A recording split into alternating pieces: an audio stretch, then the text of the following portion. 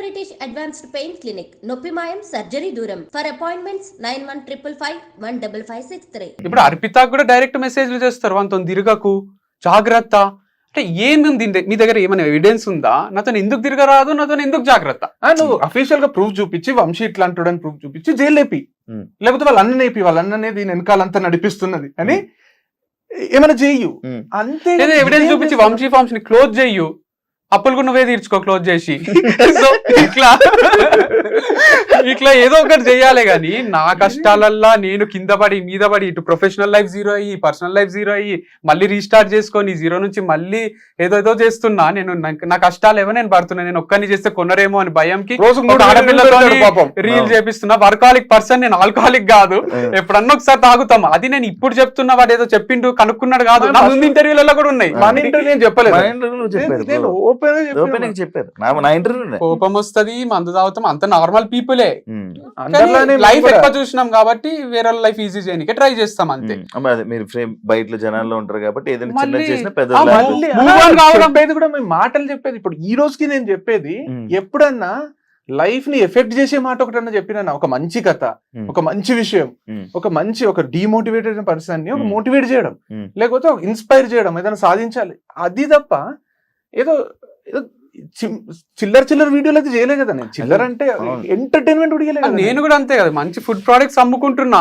ఒక కిరాణా షాప్ లో అమ్మేది నేను ఆర్గానిక్ స్టోర్ అని పెట్టుకొని, కిరాణా షాప్ లాంటిది పెట్టుకొని అమ్ముకుంటుంటే నేను చిన్న చిత్కాగానే బతుకుతున్నా.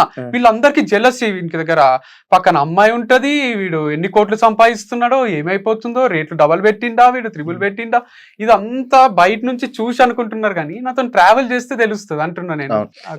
మీరు అప్పుడప్పుడు లైక్ దీని గురించి ఒక టాపిక్, వేరే చోట్లకు వెళ్ళి, లైక్ మొన్న మహాబలేశ్వర్ వెళ్ళి దానికి వెళ్తారు, లేకపోతే కొన్ని ప్లేసెస్ కి వెళ్ళి ఒక అమ్మాయిని తీసుకుని వెళ్ళి అక్కడ వీడియోస్ చేస్తూ ఉంటారు.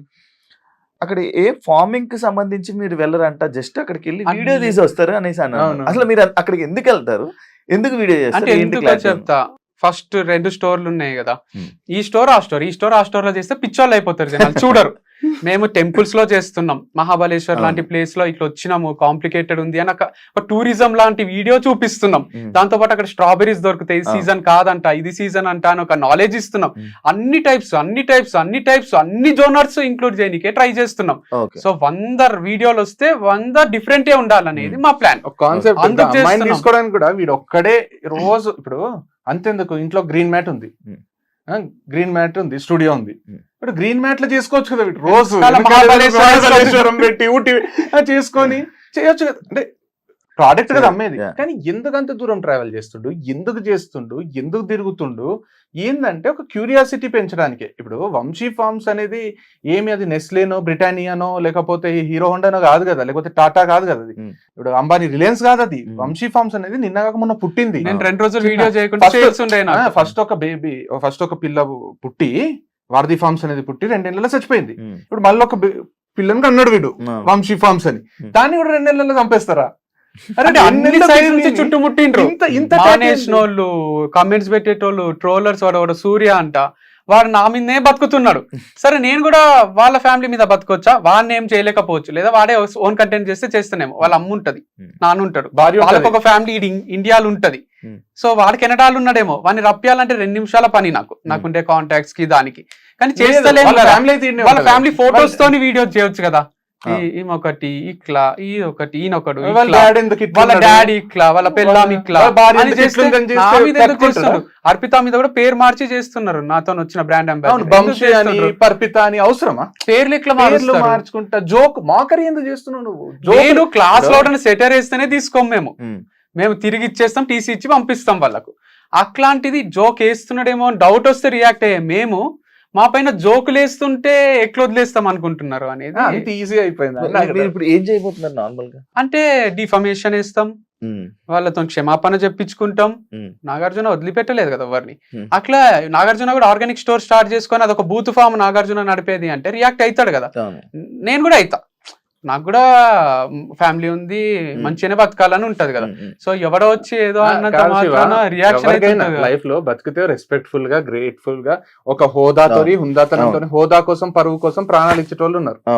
అంటే నేను అరే నీ చెప్పొచ్చు పరువే కదా. తీస్తా నేను. వాళ్ళదొక బూత్ ఇల్లు బ్రోతల్ హౌస్ నడుపుతారు రాజేష్ వాళ్ళ ఫ్యామిలీ అని చెప్తే డౌట్ క్రియేట్ అవుతుంది. చెప్ప నేను అవును మరి వాళ్ళు నడుపుతారు, వాళ్ళ ఇంట్లో వాళ్ళ అక్క ఉంటది, అదంతా పోనీ రాజేష్ ఫేమ్ లేదు ఏం లేదు, వాళ్ళ ఫ్యామిలీలో లేకపోతే రాజేష్ బయట తిరుగుతైతే రే చూసినావని ఇది అని అంటారు కదా, లేదా జైలుకి పోయి వస్తాడా. ఇట్లా అన్నాడు వంశీ మీ సారే కదా నిజమేనా అని అడుగుతారు కదా. అవును.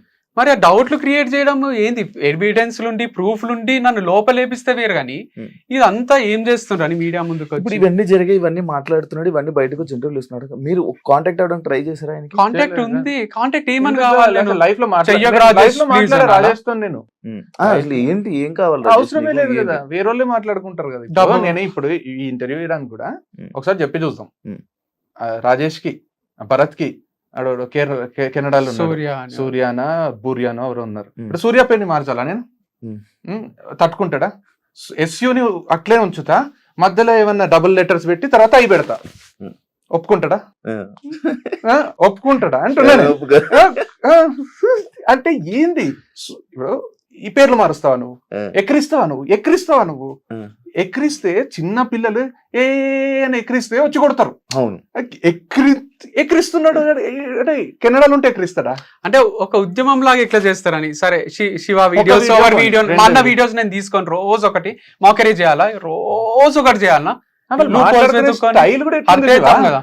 మాట్లాడుకునే స్టైల్ ఇంటర్వ్యూవర్స్ రాజేష్ కూడా ఇప్పుడు సూర్య అయితే చాలా చిల్లర చేస్తున్నాడు. అంటే ఏమనుకుంటున్నాడో, ఒక సిరీస్ 10-12 వీడియోస్. మేము క్రికెట్ టీమ్ ని, Vamsi farms cricket team start చేసి ఒక్కొక్కరిని ఇంట్రడ్యూస్ చేస్తుంటే ఇది మా టీము, దాంట్లో ఏమన్నా బూత్ ఉందా, వల్గర్ ఉందా, మా 11 మందిని ఇంట్రడ్యూస్ చేస్తే వాడు వచ్చి క్రికెట్ టీము ఇగో ఉప్పల్ బాలు మా టీంలు ఉన్నారు, ఇగో ఎవరెవరో పేర్లు వాళ్ళ ఫోటో చూపించి ఇది మా టీం అని జోకులు చేస్తున్నాడు దాంతో. అంటే ఏంది ఇది? కెనడాలో ఉంటే తప్పించుకోవచ్చు. కెనడాలో ఉంటాడు పోనీ, ఇప్పుడు తనకు ఒక భార్య ఉంది, ఒక కుక్కని పెంచుకుంటున్నాడు, ఒక ఉద్యోగం చేస్తున్నాడు అంట, కెనడాలో ఉన్నాడు పోనీ. ఇక్కడ వాళ్ళ అమ్మ నాన్న ఉండరా? వాళ్ళ భార్యకు అమ్మ నాన్న ఉండరా? వాళ్ళకి అన్నదమ్ములు ఉండరా? లేదు, కెనడాలోనే ఉన్నాడు, నేను ఇండియాలో ఉన్నా. నేను నా పని పట్టుకొని నేను చేస్తే, ఇప్పుడు అతనికంటే ఎక్కువ ఎక్స్పీరియన్స్ కదా, అతను 25K ఉన్నారు, నాకు 670K ఉన్నారు. నాకు 6 లక్షలకు ప్లస్ నాకు యూట్యూబ్ లా, ఫేస్బుక్ లా, నాకు ప్రతి దగ్గర 1 మిలియన్ దగ్గర ఉన్నారు. ప్లస్ ఫాలో కాని వాళ్ళు ఉన్నారు. నా గురించి తెలుసు నేను ఏం చేస్తాను, నా సబ్జెక్ట్, నా ఇన్కమ్, నా పలుకుబడి అంటే ఎవరినైనా ఒక 1 డేలో రీచ్ అయ్యేంత అవుతుంది. అవసరం పడలే అంతే. నాకు ఈ రోజు వరకు నేను మంచిగా ఉన్నా కాబట్టి అవసరం పడలే. ఎక్కడికి పోయినా అభిమానంగా పలకరించి. ఇప్పుడు శంషాబాద్ లో మనం మ్యాచ్ ఆడినాం. మ్యాచ్ ఆడితే అక్కడ ఎప్పుడు అనుకున్నాం, మన TRS ఉన్నప్పుడు, కాంగ్రెస్ కాకుండా శంషాబాద్ లో మ్యాచ్ ఆడుతున్నాం నైట్. అయితే శంషాబాద్ నుంచి ఇవి వెహికల్స్ KCR KTR ఎవరో పోతున్నారంట. అక్కడ రోడ్ రిపేర్ ఉంటే రోడ్లనే పార్క్ చేసుకున్నాం. ఎన్ని వెహికల్స్ అంటే 22 మంది కదా, మేము 11 మంది, వాళ్ళు 11, ఒక 7-8 వెహికల్స్ రోడ్ మీద పెట్టి పోలీసు వాళ్ళు వచ్చిండ్రు. ఎంతమంది, ఒక 7-8 మంది వచ్చి ఫస్ట్ ఆ వెహికల్స్ తీయాలి. ఇక్కడ నుంచి మ్యాచ్ స్టార్ట్ అయింది అప్పుడే, నైట్ మ్యాచ్. ఫస్ట్ ఎవరెవరు వెహికల్స్ తీయాలి, అది 1/2 కిలోమీటర్ పైన ఉంది. మేము ప్యాడ్లు వేసుకున్నాం, మాకు కిట్లు ఉంటాయి. ఫస్ట్ వెహికల్స్ తీసి ఆడ 1 కిలోమీటర్ అవతల పార్క్ చేయాలి. ఇక్కడ సీఎం పోతాడు, ఫస్ట్ వెహికల్స్ తీసేయాలి అని మొత్తం సీరియస్ గా ఆర్గనైజర్స్ అందరు వచ్చి, నేను హెల్మెట్ పెట్టుకుని నేను హెల్మెట్ తీసి, సార్ ఇప్పుడే మ్యాచ్ స్టార్ట్ అయిందంటే ఆయన గుర్తుపెట్టిండు, సిఐ అయినా. ఆయన గుర్తుపెట్టి, సార్ కృష్ణ చైతన్య రెడ్డి గారు మీరా, అరే చాలా హ్యాపీగా ఉందని ఒక సెల్ఫీ దిగి, ఆయన ఎంతసేపు ఉంటుంది మ్యాచ్ అని అడిగి, 3 hours ఉంటుంది సార్ అంటే.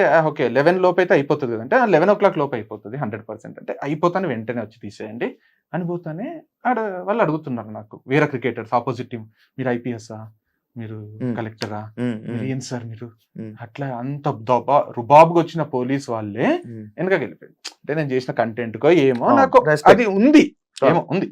ఇప్పుడు ఒకరు వచ్చి ఇష్టం వచ్చినట్టు అంటే ఇది మా అమ్మ నాన్నకు కూడా గర్వంగా ఉండదు కదా.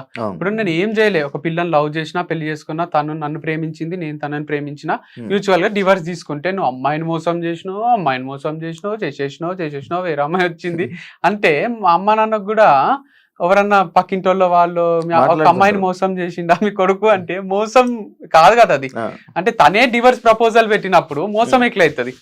సో అది కాదు. అండ్ దాంతో పాటు ఆర్గానిక్ అమ్మడంటే కదా మీ కొడుకు, డూప్లికేట్ అవి ప్రోడక్ట్స్ అంటే మా అమ్మ నాన్నకి ఎట్లుంటది అంటే, నేను చేసేవన్నీ మంచి పనులు, నాకు లవ్ వద్దు, టైం వేస్ట్, పెళ్లి చేసుకుంటా అని చేసుకున్నా, నా రాత వల్ల అది డివర్స్ అయింది.